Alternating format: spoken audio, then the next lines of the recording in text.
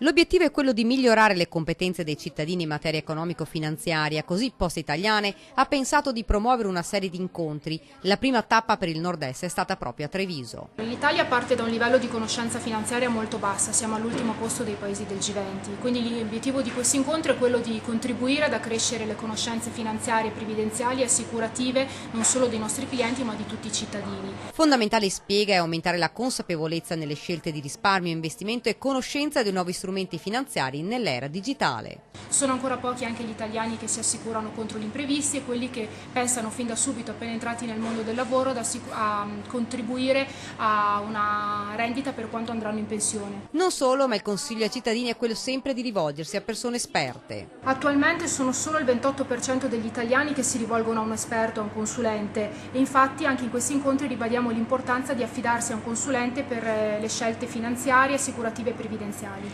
E la gente ha risposto, nella sala posti tutti occupati e cittadini attenti ed interessati. È stata un'impressione tecnicamente molto esauriente, molto precisa, abbastanza chiara. Ecco, penso che una media popolazione italiana possa capire tutte le eventualità di investimenti, di risparmio all'occorrenza. La presentazione è stata molto esaustiva, anche se sinceramente devo dire che quasi tutte le parti le conoscevo abbastanza bene.